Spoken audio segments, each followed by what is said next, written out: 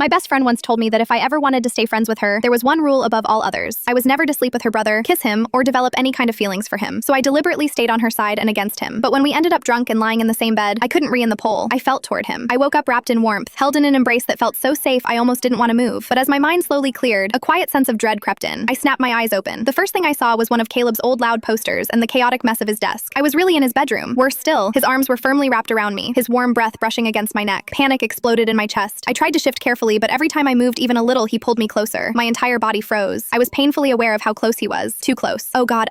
What did I do last night? I cautiously turned my head. I stared at his sleeping profile, my heart pounding so hard it felt like it might leap out of my throat. Caleb Reed, my best friend's older brother, the school's most notorious heartbreaker, and apparently the guy I trusted. Something incredibly important too. If Mira found out, our friendship would be over. It took every ounce of effort to slip free from his hold. When I stood up, a dull soreness made me wince, a physical reminder of the night I barely remembered. My clothes were a mess, clearly worse for wear. My skirt was wrinkled, but at least still intact. I got dressed as fast as I could, not daring to look back at him. Once I tiptoed through the disaster zone of a hallway, stepping around scattered red plastic cups, balled-up napkins, and other remnants of the party. The moment I reached the bathroom, I locked the door and stared at myself in the mirror. Wide Andy, and my hair was a complete. My lipstick was smeared, my lips unusually swollen. Then my pupils shrank as I noticed 3 dark marks just above my collarbone. I froze, holding my breath. Caleb had left unmistakable signs, almost like he was claiming territory. And what scared me most was that deep down I didn't completely. Bailey, what are you doing in there? Mira's voice suddenly cut through the door. My nerves snapped tight. I frantically rearranged my hair, trying to hide the marks, forcing myself to look calm. Coming just a minute. I opened the door stiffly. Mira was leaning against the wall, arms crossed, clearly irritable. Everyone's gone. I'm about to burst, she muttered as she rushed past me into the bathroom. I seized the chance to hurry downstairs, afraid she'd notice off, and escaped into the kitchen. I grabbed the last bottle of ice water from the fridge and gulped it down, trying to cool the heat rushing to my face. I drank too fast. My throat burned and I bent over, coughing, gasping for air as I instinctively looked back. Caleb leaning against the doorway shirtless, his tone frame on full display. His blue eyes were locked on me. My body reacted before my mind could stop it, warmth spreading as flashes of last night. His intense, possessive gaze flickered through my thoughts. What did you do to Bailey? Mira's voice rang out sharply. She shot her brother a suspicious look while gently patting my back. I was still coughing when Caleb shrugged lazily. What could I possibly do to this little flower? I was just saying hello. That familiar crooked grin tugged at his lips as he stepped closer. You okay, little flower? His rough voice sent shivers down my spine. You just startled me, I said quietly, avoiding his burning stare. He took the bottle from my hand, his fingers brushing mine. The contact sent a jolt through me as he tipped his head back to drink. His eyes never left mine. My stomach twisted. Caleb, you're seriously the worst, Mira snapped, smacking the bottom of the bottle and making him choke.